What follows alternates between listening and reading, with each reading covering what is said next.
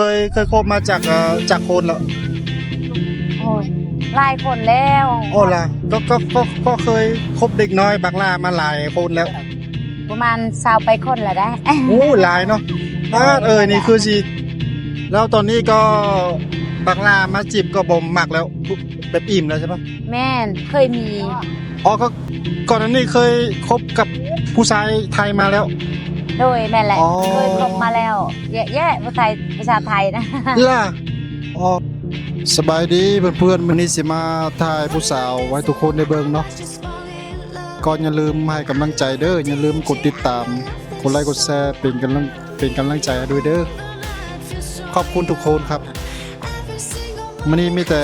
ผู้สาวผู้บ่าวออกมาลิ้นหลายเนาะเขาเจ้าออกมาหาคู่กันมีแต่ผู้สาวผู้บ่าวออกมาลิ้น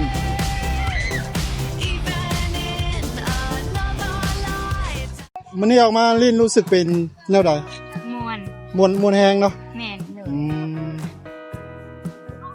มาลิ้น3คนเนาะเลยมากับน้องเหรอแล้วก็น้อง เหรออ๋อน้องเนาะอันนี้น้องล่ะน้องคอยเป็นเพื่อนอ๋อ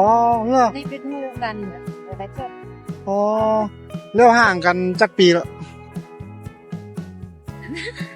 ป่วยกับผู้น้องห่างกันจักปีได้มา30 ปีเลยห่างกันสว่าคนเป็นเพื่อนกบแล้ว30 ปีอ๋อแล้วปัจจุบันอายุจักปีแล้ว30 ถ่วนเป็นน้องเป็นพ่อแม่เดียวกันอ๋อก็อยู่บ้านมีบ่เชื่อดอกเป็นบ่เชื่อดอก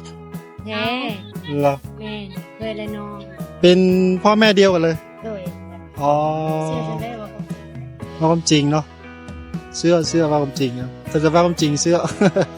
ความจริงไปเดี๋ยวตัวบ่เป็นความจริงแล้วผู้น้องเป็นแนวใดฐานะปัจจุบันฐานะของผู้น้องฐานะปัจจุบันมีผู้บ่าวยังหรือยังโสดฮะยังไม่มีผู้บ่าวเนาะโสดมีโสดเนาะโสดแล้วสิอ๋อ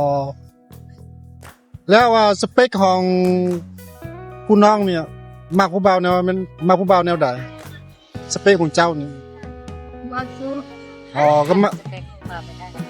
สเปคก็มักผู้บ่าวสูงเนาะแม่อ๋อแม่นสไตล์ก็มักได้แบบคนแบบปีธรรมดาผู้ใหญ่กับผู้ใหญ่สูงเป็นคนแบบธรรมดาแล้วได้ใส่สภาพแบบผู้ใหญ่อ๋อเนาะก็เอาแบบสภาพไปรุ่นแบบใจโหดก็เอาอ๋อปัจจุบันก็30ปลายเนาะด้วย31ก็31เหรอด้วยอ๋อแล้วเคยผ่านการแต่งงานมาปะแต่งแล้วแต่เลิกกันมา5 ปีแล้วอ๋อก็เคยหย่าร้างมาแล้วเนาะเคยเจ้าอ๋อมีลูกปะมีลูกจ้ะ3 คนมีลูกจากคนเหรอ3อ๋อ3 คนอ๋อแล้วลูกอยู่กับผัวบ่หรือว่าอยู่กับอยู่กับพ่อกับแม่เจ้าอ๋อพ่อกับแม่เนาะแล้วอยู่แบบนี้ได้มาจากเดือนแล้วโอ้เลิกก็ได้6 ปีก็ได้5 เดือนแล้วก็อยู่ก็สดมาได้5 ปีเนาะด้วยเจ้าอ๋อเอาไปอ๋อแล้วมักรุ่นอายุประมาณจักปีถึงจักปีแล้วประมาณรู้สึกตัวเองค่ะแต่ชอบว่าคนอายุแก่น้อยนึงอ๋อประมาณ31หรือ32แล้วน้องมักรุ่นมักรุ่นนั้นแหละอ๋อก็อายุเด็กน้อยอ๋อบ่ได้ดอกเคยคบกับเด็กน้อยปะเราเน็บลองแนบหรือเปล่าเน็บก็ตรงเดี๋ยวแนบเดี๋ยวแนบไปเลยลงอ่างมาเล่นอะไรเคยคบกับบักลามาปะเคยมักกับบักลามาปะบักลาหมายถึงมักรุ่นมักเด็กเนี่ยรุ่นน้องแมนอะไรสัก รุ่นน้องก็เคย อ๋อ เคยพบอยู่แต่ว่าไปนำกันบ่ได้เพราะว่ามันบ่รอด อ๋อ มันไปได้ รุ่นน้องนี่หมายถึงเขางี่เง่าเนาะประสบการณ์ยังบ่ค่อยมีเนาะ โดยรุ่นน้องแล้วเราเขาบ่เคยมีประสบการณ์แต่ว่ารุ่นเอื้อยเนี่ยเนาะเคยมีประสบการณ์มาแล้วก็บ่อยากแบบบ่อยากแบบบ่อยากมักเขาอะนะแค่ว่าล่มแค่คมคุยซื่อๆได้ อ๋อ แต่คนที่เขาหักอะนะคนที่ค่อยหักนะค่อยมักอายุเกินบ่ค่อยอะนะ อ๋อ เขามาจากนั้น อายุเกินก็ปัจจุบัน30ปลายเนาะ โดยไปละ ก็มักผู้ชายเลย30ปลายขึ้นไป โดยเจ้าไปละ อ๋อเลย30ปลายขึ้นไปก็คือผู้ชายที่แก่ที่สุดอายุหลายที่สุดประมาณจักปี มักสไตล์ผู้ชายแบบคือว่าแหละก็ประมาณ30ปลายแหละแล้วก็ปลายมันก็ประมาณ32หรือ33โอเค อ๋อ แต่ว่าอายุ50เกินไปเกยก็หับบ่ได้คือกัน อ๋อก็มันอายุหลายไปเนาะ โดยประมาณซ้ำนั่นแหละแล้วก็ประมาณ35ก็โอเค เคยมีแบบรุ่นใหญ่ๆมาลมบ่ รุ่นใหญ่ๆว่ะมี อ๋อ มีแต่บ่แม่นเนื้อคู่แล้วก็แบบเลิกกันไปจังซั่นนะ อ๋อ ก็บางเทื่อก็บ่เข้าใจกันว่าจังซั่นซะเป็นแฟนกันก็บ่เข้าใจกันเนาะบางเทื่อเราก็บ่เข้าใจคนก็บ่เข้าใจแล้วก็เลยเลิกกัน อ๋อ แล้วก็ไปนำกันบ่ได้แล้วก็เลิกตอนเป็นแฟนกัน โดย โดย แต่ปัจจุบันก็ ไล่เบิ่งนะไล่ลองไล่บ้าวะ ไปแล้วไป เลิกกัน กี่ยายแต่ปัจจุบันก็บ่ค่อยมีสเปคเน้นความเข้าใจใช้ชีวิตมากหลายกว่าเนาะ แม่น อ๋อ ใส่สวิตช์บ่ปานใดเพราะว่าเฮาสิเอาคนใหม่แบบอีกน้อยก็มันก็บ่มักได้ว่าเฮาก็มีลูกติดเนาะย่านเขาบ่ฮักลูกเฮาอะนะแล้วก็เลยว่าอยู่โสดไปจังซี่อะนะ อ๋อก็มักผู้ชายที่แบบรับที่สิ่งเฮาเป็นอยู่เนาะ โดยรับได้เขาว่าหันรัก อ๋อ ฮักลูกข่อยฮับข่อยได้แล้วก็ฮับพี่ฮับน้องแบบ อ๋อ ทุกคนแบบคนมาฮักกันนะแบบเข้าใจกันมาฮักกันส่ำใดหั้นนะแบบ อืม ดูแลลูกข่อยได้แล้วก็ฮักข่อยก็ต้องฮักพ่อฮักแม่ข่อยนำ อ๋อ ข่อยสิสอบคนแบบนั้น อืม คนไปใจโหดแล้วคือว่าเป็นไปบ่ได้ดอก อืม เลยมันสอบคนแบบนั้นแหละ แล้วอันนี้นิสัยผู้ชายต้องเป็นแนวใด ก็ นิสัยผู้ชายที่ต้องมาเป็นแฟนอะ ในไซเนาะมันก็เป็นไปบ่ได้แบบว่าบางคนเนาะเขาก็แบบหงเฮืองเกินไปห่วงไปแล้วก็สองมาบางคนก็แบบทำใส่แบบไปน้ำผู้สาวอะนะแบบจังซี่เนาะแล้วก็ อ๋อ เฮาแบบเป็นแฟนกันก็ต้องแบบเอาใจกันแน่น้อยนึงนะบ่ให้แบบว่าสิเอาแบบเห็นหน้าเฮาแล้วว่ามักเฮาเนาะบางเทื่อเขาบ่เห็นเฮาเขาก็มักคนอื่นแบบนั้นน่ะนะความหมายว่า ก็เลยว่าแบบว่าโอ้ยไปนำกันบ่รอดแล้วก็เลิกกันนะ อืม แล้วอีกน้อยก็เคยคบแต่ว่าเขาก็คือว่าวัยรุ่นเนาะก็มีแต่เฮาเอาใจเขาเนี่ยนะก็เลยอยู่นำกันบ่ได้แล้วก็ไป เด็กน้อยนี่คืออายุประมาณจักปีที่เคยคบมา ประมาณ26ปีแล้วก็27ปี อ๋อล่ะอ๋อ แล้วก็25ปีเคยคบนะ อ๋อเคยคบมาจากคนแล้ว โอ้ยหลายคนแล้ว อ๋อล่ะก็เคยคบเด็กน้อยบักลามาหลายคนแล้ว ประมาณ20ไปคนแล้วได้ โอ้หลายเนาะบ้านี่คือสิงามสวยแต่มีแต่บักลามาหมักเนาะ ก็บ่ได้งามปกติธรรมดา อันนี้คือเขาเดินมาลมเองหรือ ไปขอเบอร์เขาหรือเป็นแนวใด เจออยู่เพจน่ะแบบ อ๋อก็ เขาทักมาหาเอื้อย อ๋อ แล้วเอื้อยแล้วก็เลยหับเพจแล้วก็ล่มกันคุยกันรน อ๋อก็คือเขาเป็นคนทักมาก่อน มาลมมาจีบๆโดยแม่ อ๋อ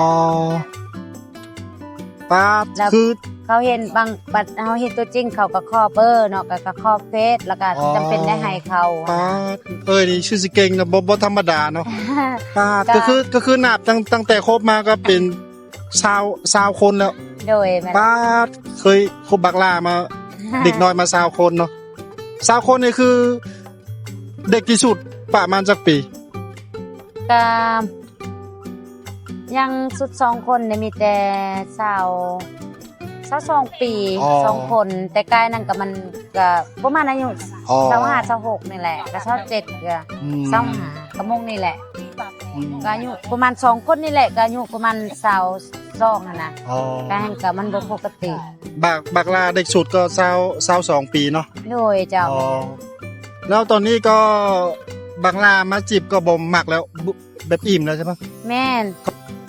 แบบอยู่น้ำพัวก็คือว่าเนาะตอนนั้นก็บ่ได้มีความสุขอหยังเนาะพัวหลังจากแบบเราลิ้นสังคมแล้วก็อยู่นำเราบ่ได้แล้วก็เลยแบบความฮักกันยังสิหวังว่าต่อไป แต่ว่าความบ่ได้มีความหวังว่า อยากฮักเขาบ่อยากได้เขาเป็นผัวบ่เฮาก็บ่หวังปานนั้นเพราะว่าเฮาแบบมีลูกติดเฮาก็ย้านบ่เฮาถึกโดนแล้ว อ๋อ ประสบการณ์มันมาหลายอย่างแล้วก็บ่อยากมีแน่นะ อ๋ออ อยากอยู่ไปจังซี่โสด อ๋อ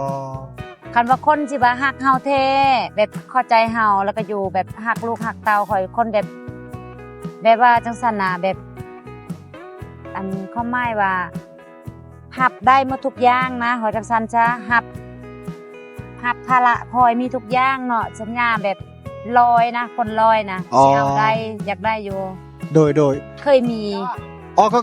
ก่อนหน้านี้เคยคบกับผู้ชายไทยมาแล้ว โดยแม่นแหละ อ๋อ เคยคบมาแล้วแย่ๆภาษาไทยนะ ล่ะอ๋อคือเคยคบผู้ชายไทยมาเป็นรุ่นใหญ่หรือว่าเป็นเด็ก บ่เคยมีรุ่นเด็กนะมีแต่แม่รุ่นใหญ่นะ อ๋อรุ่นใหญ่เนาะ โดยรุ่นใหญ่ก็ประมาณอายุ30ป้ายแล้วก็30ทวน อ๋อ แล้วก็ประมาณ29เท่านั้นน่ะ อ๋อ ก็บ่ได้คบกับอายุอ่อนบ่เคยมีปักหลานะ อ๋อบักลาส่วนใหญ่ก็อยู่แต่ฝั่งลาวเนาะ แม่น อ๋อ แต่ว่าคนไทยน่ะมีคนหนึงอยู่อยากให้แบบโอนอหยังหั้นนะเฮ็ดบัตรเฮ็ดเบอร์ให้แต่เฮายังรู้สึกตัวเองว่าสิสละสิทธิ์ไปนํเขาได้บ่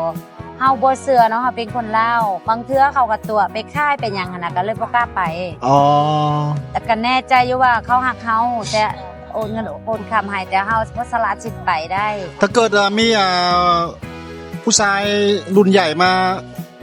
เป็นแฟนนี่ต้องมาอยู่ลาวบ่หรือว่าไปอยู่ไทย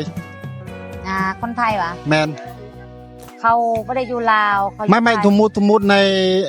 นอนาคตถ้าเกิดมีผู้บ่าวไทยมาลมแบบอยากมาเป็นแฟนเนี่ย คือในใจมักอยู่ ลาวหรือมักอยู่ไทยหลายกว่า จะแป๊กเอ้ยวะ บ่ที่อาศัยแบบอยากอยู่บ่อนได้หลายกว่า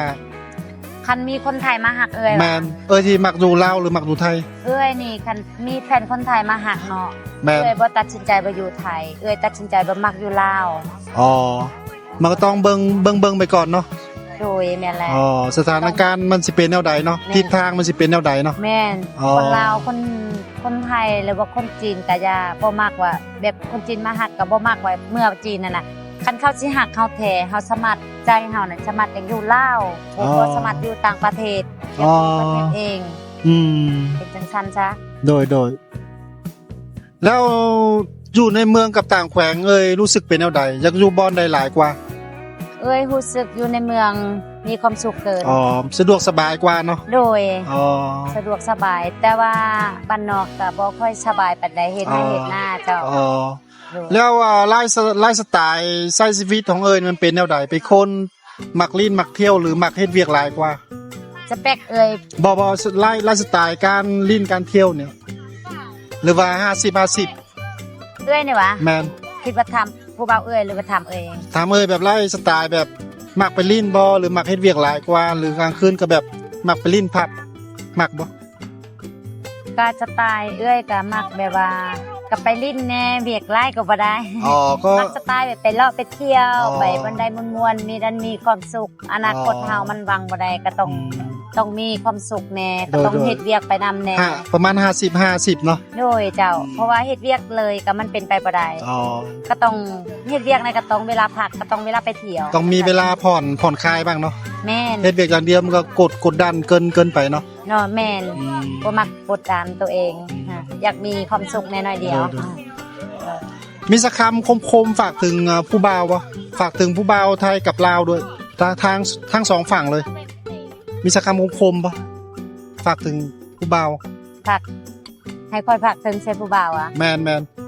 พักถึงว่ารู้สึกว่ามักคนลาวหรือคนไทยจังซั่นวะ ไม่ฝากถึงผู้บ่าวว่าถ้าเกิดเอาสักคำคมดีกว่าเอาจากใจดีกว่าสิอยากเว้าแนวใดก็เว้าไปโลดบ่ต้องอายดอก อยากหัว โอ้ยรุ่นนี้ประสบการณ์หลายเด้มันต้องมีหลายคำว่าเว้าแล้วบ่ต้องอายดอก ความหักเนาะ แม่น แล้วรู้สึกว่าคันสิคิดว่ามักนี่อยากใช้ชีวิตกับคนไทยมันสิมีอนาคตเจริญกว่า แต่ อ๋อ ว่าอยากได้คนไทยแล้วแบบมาอยู่ลาวก็มีภาระเฮือนอยู่ลาว อ๋อ จังซี่นะอยากมีความสุขกับคนลาวจัง อ๋ ซั่ อน นะ โดน อยากได้ฝากถึงให้มีแฟนคนไทยแล้ว อ๋อในใจก็อยากได้ผู้บ่าวคนไทยเนาะ โดย ได้แฟนเป็นคนไทยเนาะ แม่นเจ้า แล้วค่าดองค่าแต่งสินสอดคิดแนวใด สินสอด สินสอดค่าดองเนี่ย โอ้ค่าดองว่า แมน กะอันเดียวกันนะเพราะว่าสินสอดเรียนอยู่บ้านกะประมาณมีแต่งัวตายอันนั้นค่อยตายแล้วค่อยเป็นแล้วก็ค่าดอง60 ล้านคำบาทหนึ่งอันเดียวกัน อ๋อก็คือค่าดอง60 ล้านกีบแล้วก็ โดย คำ1 บาท โดย